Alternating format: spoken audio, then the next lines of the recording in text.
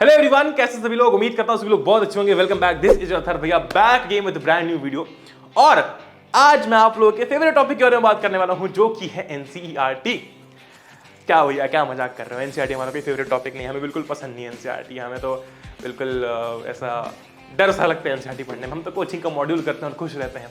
तो आज मैं तुम्हें सबसे इफेक्टिव, सबसे बेस्ट तरीका बताने वाला हूं एनसीईआरटी पढ़ने का, जिसके बाद में तुम्हें एनसीईआरटी ना तो टफ लगेगी और ना ही बोरिंग लगेगी।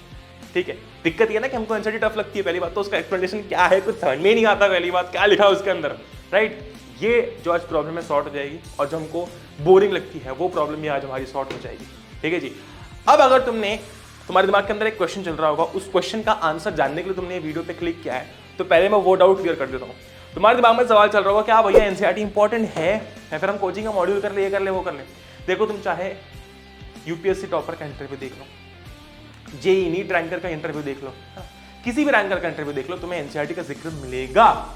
इसका ये मतलब है कि एनसीईआरटी तो इंपॉर्टेंट है। हम चाहे कितना भी खुद को मना ले, कितना भी मन बहला ले, हमारा एनसीईआरटी इंपॉर्टेंट है। तो 2 मिनट शांति से ये चीज़ को एक्सेप्ट कर लो, ठीक है? फिर हम लोग आगे वीडियो में बढ़ते हैं ना। और आज इस वीडियो के बाद में तुम एनसीईआरटी को बहुत अलग नजरिए से देखोगे और तुम्हें एनसीईआरटी से प्यार हो जाएगा। With that being said, बिना किसी देरी के स्टार्ट करते हैं। अब देखो, सबसे पहली बात तो मैं क्लियर कर दूं, क्या होता था ना कि हम लोग एक बहुत ही बेसिक सा वही सेम मेथड फॉलो करते आ रहे हैं जो हमने सीखा है ना। हम जनरली बचपन में क्या करते थे, एनसीईआरटी खोलते थे और पढ़ना चालू कर देते थे, क्योंकि है ना एनसीईआरटी के अंदर काफी सही तरीके से एक्सप्लेनेशन दिया होता था, बिकॉज टॉपिक्स बहुत ईजी होते थे और छोटे होते थे। 11th-12th में ऐसा नहीं, राइट? 11th-12th की कहानी बहुत डिफरेंट है, और इसलिए आज मैं तुमको जो बताने वाला हूँ वो तुम्हें बहुत ज्यादा हेल्प करेगा। ठीक है जी, okay. With that being said, अगर आप नए हो चैनल के ऊपर, मैं आपको बता दूं कि हम लोग ट्राई कर रहे हैं कि हम 11th-12th सबसे बेस्ट और बिगेस्ट कम्युनिटी बिल्ड कर पाएं। तो अगर आप नए हो इस पढ़ले फैमिली का, इस पढ़ले कम्युनिटी का हिस्सा बन सकते हो। आपका जो अथर भैया है वो आपको वेलकम करता है इस चैनल के ऊपर। ये जो लाल बटन है, हालांकि हमारे जितने भी यहाँ पर बच्चे हैं वो सारे 10th से हमारे साथ में, 9th से हमारे साथ में है, तो काफ़ी पुरानी फैमिली है, और आप इस फैमिली का हिस्सा बन सकते हो इस लाल बटन को प्रेस करके, जो कि अभी ग्रे हो चुका है क्योंकि मैंने सब्सक्राइब कर रखा है। और साइड में एक बेल आइकन आएगा, उसको अगर आप प्रेस कर दोगे तो आपको हर वीडियो का नोटिफिकेशन मिलेगा। क्या होता है, हम जनरली क्या फॉलो करते हैं, हमारे सामने अगर एनसीईआरटी रखी हुई है, सीधा हम लोग टॉपिक स्टार्ट कर रहे हैं ना, बहुत टाइम पास नहीं करना।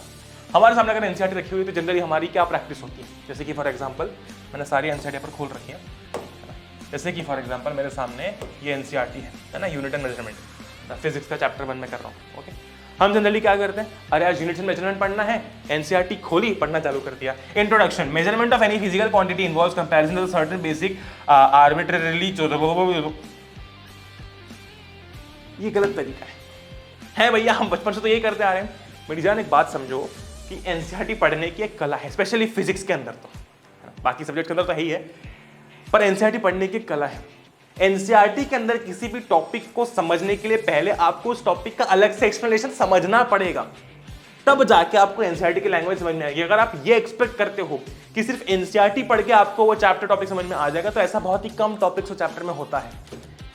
आपको पहले उस टॉपिक को, उस चैप्टर को कहीं बाहर से समझना पड़ेगा, कोई लेक्चर देखना पड़ेगा, कोई एक्सप्लेनेशन लेना पड़ेगा, कोई क्लास आपको लेनी पड़ेगी, ठीक है? तब जाके आप वो लैंग्वेज समझ पाओगे।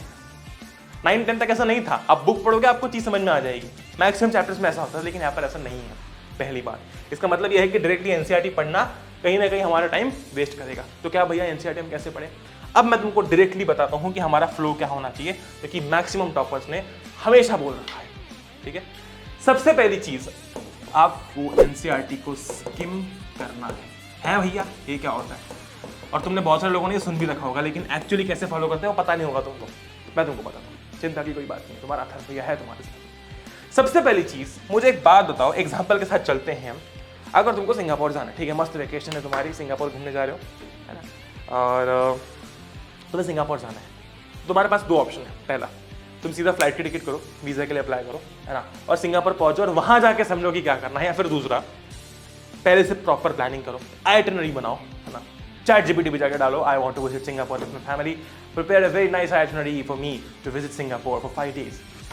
2 ऑप्शन, तुम्हारे पास एक आइटिनरी आएगी, तुम देखोगे अच्छा पहले दिन यहाँ आ जाना है, दूसरे दिन यहाँ आ जाना है, तीसरे दिन यहाँ आ जाना है, पूरी प्लानिंग करके जाओगे। क्या करोगे भाई, पराये देश जा रहे हो तो प्लानिंग करके जाओगे ना। सिमिलरली, जब तुमको कोई चैप्टर पढ़ना है तो डायरेक्टली चैप्टर खोल के बैठ जाओगे तो कुछ समझ में नहीं आएगा। पहले समझना पड़ेगा उस चैप्टर के अंदर क्या है, और इसीलिए आपको एनसीईआरटी स्किम करना बहुत इंपॉर्टेंट है। जैसे कि स्किमिंग का मतलब क्या आप लोग समझते हैं, अब तुमको कॉन्टेक्स्ट समझ में आ गया है ना। फॉर एग्जाम्पल मैंने ज्योग्राफी की एनसीईआरटी खोल रखी है, ठीक है।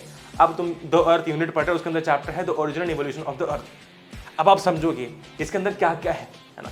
तो मुझे इस चैप्टर में क्या क्या पढ़ना है, पहले मैं जस्ट स्किम करूंगा, सिर्फ पन्ने पलट के देखूंगा, मुझे कुछ समझ में नहीं आएगा, पर फिर भी मैं देखूंगा ताकि मुझे समझ में ये आ जाए कि पढ़ने कौन से टॉपिक्स हैं। जैसे कि मुझे पढ़ना है ओरिजिन ऑफ द अर्थ, फिर मुझे ओरिजिन ऑफ द यूनिवर्स पढ़ना है, जो कि ये अर्ली थ्योरीज में आता है, ये मॉडर्न थ्योरीज में आता है। जब भी आपके टीचर या फिर आपकी ऑनलाइन क्लास में जब भी आपको पढ़ा रहे होंगे, अब हम पढ़ेंगे अर्ली थ्योरीज, आपके दिमाग में आएगा अच्छा अर्ली थ्योरीज में ओरिजिन ऑफ द अर्थ है, इंटरेस्ट जागेगा। जब हमको देखो कोई चीज पता होती है ना, और जब कोई सामने वाला वो चीज हमको बताता है, फिर वो टॉपिक स्टार्ट करता है, तो हमारे अंदर अलग ही कॉन्फिडेंस आ जाता है। जैसे कि फॉर एग्जांपल अगर कोई ऐसा बंदा है जिसको कार्स के बारे में बहुत नॉलेज है ना, जैसे कि तुम हो, तुमको कार्स के बारे में बहुत पता है, और कोई तुम्हें किसी कार के टॉपिक को लेकर कुछ बताता है ना, या फिर उस पर कोई टॉपिक स्टार्ट करता है, तुम्हें बहुत इंटरेस्ट आता है, अरे मेरे को तो बहुत पता है इस टॉपिक के बारे में, वैसे तुम्हें यहाँ पर फील होगा, ठीक है। तो इसलिए सारे टॉपिक्स देख लो क्या क्या पढ़ने वाले हो। फिर तुम देखने वाले हो स्टार फॉर्मेशन कैसे होता है, ठीक है। फिर तुम जानोगे एवोल्यूशन, मैंने खुद ने कभी पढ़ा नहीं है ना, क्योंकि मैं आर्ट स्टूडेंट नहीं हूँ, तो मुझे नहीं पता है, सिंपल सी बात है। लेकिन अब जब मैंने टॉपिक देखा चैप्टर का और उसके अंदर के सब टॉपिक्स देखे, तब मुझे पता चला अच्छा मुझे ये पढ़ना है इसके अंदर। अब अगर मुझे कोई पढ़ाएगा तो मुझे याद रहेगा, अच्छा ओ ये टॉपिक है वो टॉपिक है, तो ये आपको एक क्लैरिटी देता है, ठीक है। फिर नीचे आओ और बस एक बार एक्सरसाइजेस देख लो क्या क्या है ना, कुछ समझ, जैसे कि what is meant by process of differentiation, कुछ पता नहीं है ना। What was the nature of earth surface initially, लेकिन जब कभी टीचर ये पढ़ाएंगे और डिफरेंशिएशन टॉपिक आएगा, दिमाग में झपकेगा कि यार पीछे ना क्वेश्चन दे रखा था एक शायद ये, right. This is called skimming. तो ये चीज हमको सबसे पहले करनी है, everyone has to do this before every chapter, चाहे केमिस्ट्री का चैप्टर हो, बायोलॉजी का चैप्टर हो, मेक श्योर, ठीक है जी। Great. Next step, watch a lecture और अटेंड अ क्लास। मतलब ये है कि अब आपको उस चैप्टर का एक्सप्लेनेशन लेना है, एनसीईआरटी नहीं पढ़नी है, ठीक है। अब आपको उस चैप्टर का एक्सप्लेनेशन लेना है, ठीक है। क्लियर है बात। आपने लेक्चर देखा, अपने टीचर से पढ़ा, वो मैटर नहीं करता, वो आप जैसे भी आपको पढ़ना है आप पढ़ सकते हो, ठीक। जैसे कि अगर आप यूनिट्स एंड मेजरमेंट की बात करते हो, ठीक है, तो जब आप ये इंटरनेशनल सिस्टम ऑफ यूनिट समझोगे तो आपको शायद इससे समझ में नहीं आएगा ये पढ़ के, लेकिन जब आपके टीचर समझाएंगे तो आपको समझ में आएगा, ठीक है। तो पहले हमको लेक्चर देखना है, ये बात क्लियर हो चुकी है। यहां तक हमें एनसीईआरटी पढ़ने से पहले ये दो चीजें हमारी टिक मार्क होनी चाहिए, तभी आप एनसीईआरटी की तरफ पढ़ोगे। क्लियर है बात। तो अगर आप ये गलती कर रहे थे अभी तक तो अब से मत करना, सिंपल सी बात। अब मेरी बात को ध्यान से समझना, यहां से हमारे मेन जो चीज है वो स्टार्ट होती है। देखो जब भी आप एनसीईआरटी को पहली बार पढ़ते हो ना, ये बात समझो, ये बात हम कभी गौर नहीं करते हैं कि आप एनसीईआरटी को सिर्फ एक ही बार पढ़ते हो। आप जब उसको सेकेंड बार पढ़ते हो तो वो रीडिंग नहीं रिवीजन होता है। दिमाग में कुछ चमक रहा है? इसका मतलब यह है कि रीडिंग तो सिर्फ एक बार होती है, उसके बाद जो होता है वो तो रिवीजन होता है, बिकॉज आप एक बार ऑलरेडी पढ़ चुके हो। जब आप कहीं भी किसी भी जगह को विजिट करते हो तो जब आप सेकेंड टाइम जाते हो तो उसको रिविजिट बोलते हैं, राइट। इसका मतलब यह है कि जो पहली रीडिंग हमारी होती है that is very important, because हम उस चैप्टर को पहली बार पढ़ रहे होते हैं। इसीलिए फर्स्ट रीडिंग हमारी थोड़ी सी ध्यान देके हमको करना है। अब सबसे पहली चीज, और मैं यहाँ पर हर चीज के नोट्स बना के रखता हूँ, बिकॉज मुझे तुम्हें जब भी कोई टॉपिक समझाना होता है, आई वांट कि हर एक टॉपिक में किस तरीके से समझाऊं और वेल रिसर्च तरीके से समझाऊं। सबसे पहली चीज, सबसे पहली स्टेप क्या होनी चाहिए हमारी? Be your own teacher. मैं भैया, इसका क्या मतलब है अभी तुम्हें समझ में आएगा। ये वीडियो थोड़ा लंबा जरूर हो सकता है, लेकिन क्या है कि मैं हर चीज तुम्हें बहुत डिटेल में समझाना चाहता हूं। अब ये देखो, अब आप पढ़ रहे हो डी ब्लॉक एलिमेंट्स, ठीक है। एक बात समझो कि आपने इसको पढ़ना चालू किया, ठीक है। These are the elements of group 3 to 12 in the center of the periodic table. These are characterized by the filling of inner d orbitals by electrons and are therefore referred to as d block elements. एक तो पहली बात ना, reading जब करते हो थोड़ी धीरे किया करो। These elements have the general outer electronic configuration n-1 d 1 to 10 n is 0 to 2 except for palladium where its electronic configuration is 4 d 10 5 s 0. They are all metals. They mostly form colored ions, exhibit variable और कुछ यहाँ पर और आगे information दी हो, ठीक है। यहाँ तक इन्फॉर्मेशन दे रखी है डी ब्लॉक के लिए। सबसे पहली चीज, जैसे ही आप ये टॉपिक पढ़ रहे हो, है ना, आपने एनसीईआरटी से पढ़ा, आपने जो भी आपने समझा इसके बारे में, इसके बाद में be your own teacher, master बन जाओ, टीचर बन जाओ। है भैया कैसे?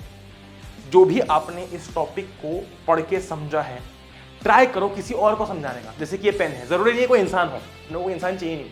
ये पेन है, समझो ये पेन तुम्हारा स्टूडेंट है, तुमने जो भी यहाँ पर अभी पिछले 10-15 मिनट में पढ़ा है, समझा है, इसको समझाओ कि डी ब्लॉक एलिमेंट्स ये होते हैं, इनका इलेक्ट्रॉनिक कॉन्फ़िगरेशन ये होता है, except for peridium, except for ये, उसका ये होता है, जनरली उनकी प्रॉपर्टीज क्या होती है, जो भी तुमने समझा है, जितना बेस्ट पॉसिबल एक्सप्लेनेशन तुम एज अ टीचर दे सकते हो दो। ठीक, इससे सबसे पहली बात तो तुमने जो समझा है वो बाहर निकलेगा, राइट। और तुम जो बोलोगे ना, तुम जब एक्सप्लेनेशन दोगे तो तुम कुछ ना कुछ एक तरीका इस्तेमाल करोगे एक्सप्लेन करने का।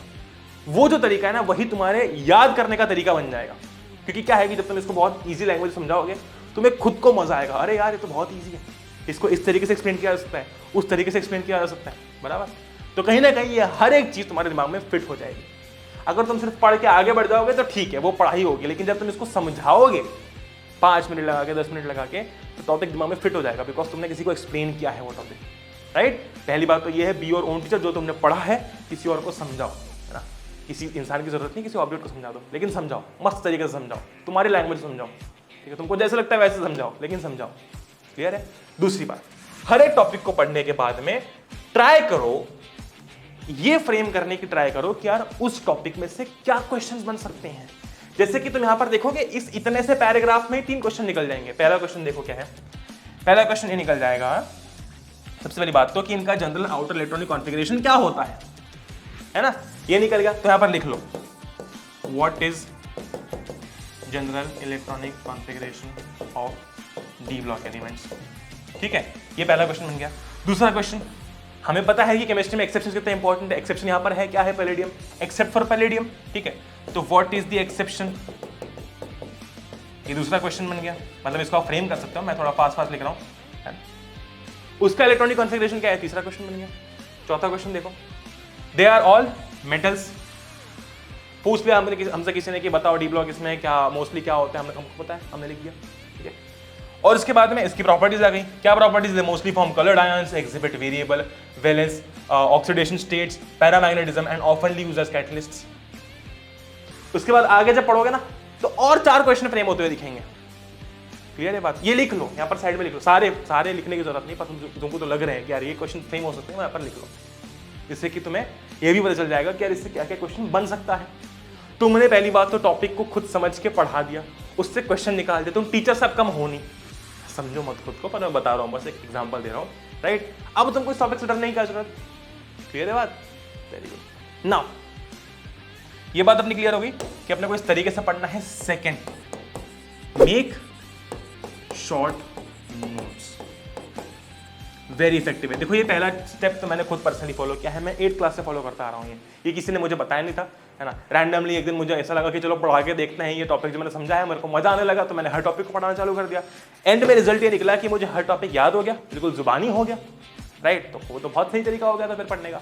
दूसरी बात, मेक शॉर्ट नोट्स। देखो इन नोट्स को अपने रेगुलर नोट्स से कंफ्यूज मत करो, वो अलग नोट्स है, ये अलग नोट्स है। ठीक है, शॉर्ट नोट्स का मतलब ये है कि आप जब भी कोई चैप्टर पढ़ रहे हो, है ना, जैसे कि पी ब्लॉक एलिमेंट्स पढ़ रहे हो, तुमने इसमें जो भी समझा तुम्हारी भाषा में उनको नोट्स में लिखो। ट्राई ये करोगे कि किसी भी चैप्टर के नोट्स 3-4 पेजेस से ज्यादा बड़े नहीं बनने चाहिए, बिल्कुल कंसाइज प्रिसाइज नोट्स, लेकिन एनसीईआरटी के नोट्स। तुम्हें जो कोचिंग में पढ़ाया गया है, कोचिंग के नोट्स तुमने लिए हैं अलग, वो अलग नोट्स है, वो डिटेल नोट्स है, ये तुम्हारे एनसीईआरटी के नोट्स है। ठीक है, जब भी तुम जैसे कि पी ब्लॉक, जैसे कि अपन चलो इधर आते हैं, थोड़ा सा बायोलॉजिकल क्लासिफिकेशन पे आते हैं।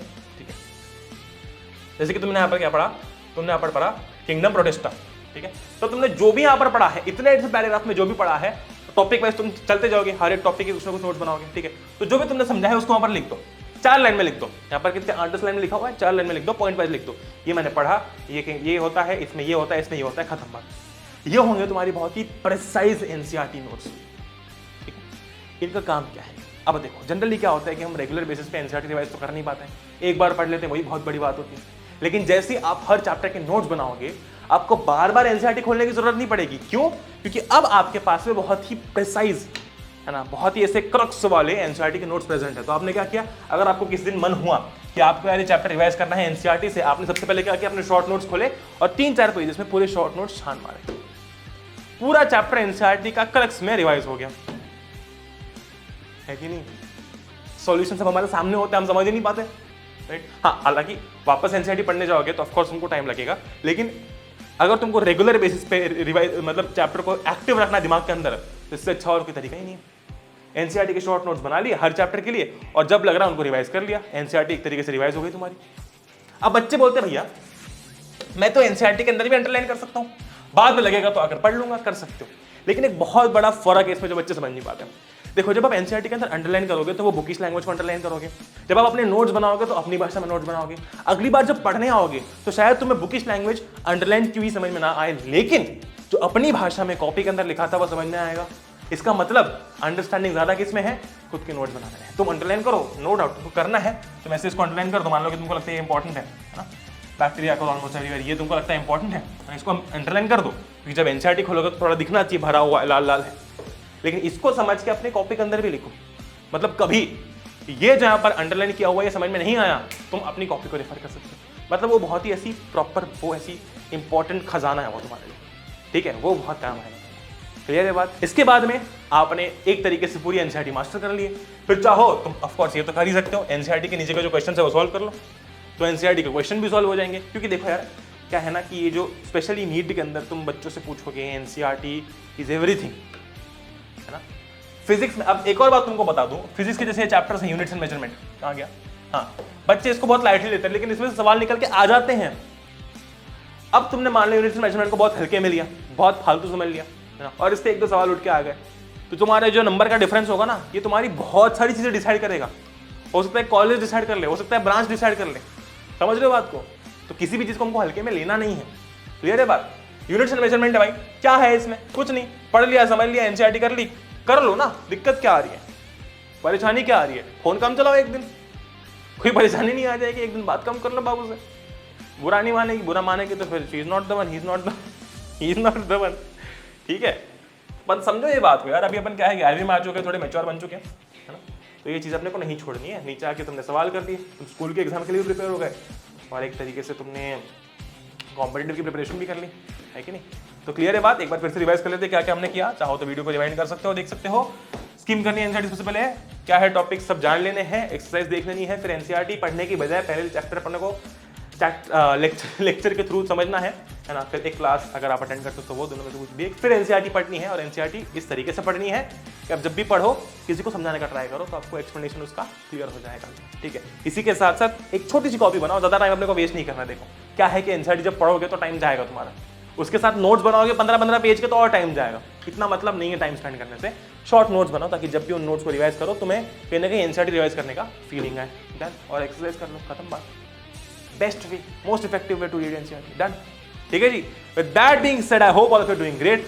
अगर आप नए हो अगेन सब्सक्राइब कर सकते हो चैनल को, और अगर आपको कोई भी डाउट है आप मुझे इंस्टाग्राम पर मैसेज कर सकते हो, स्टोरीज में मेंशन कर सकते हो, अपना टेलीग्राम ग्रुप है उसको फॉलो कर सकते हो, वहाँ पर बहुत सारे अपडेट्स आते रहेंगे, है ना। और इसी के साथ साथ अगर आपको किसी भी सब्जेक्ट के नोट्स चाहिए, बेस्ट क्वालिटी नोट्स चाहिए, अपनी ऐप पर अवेलेबल है, पढ़ले की ऐप पर अवेलेबल है, लिंक नीचे डिस्क्रिप्शन में आप जाकर उसे डाउनलोड कर सकते हो।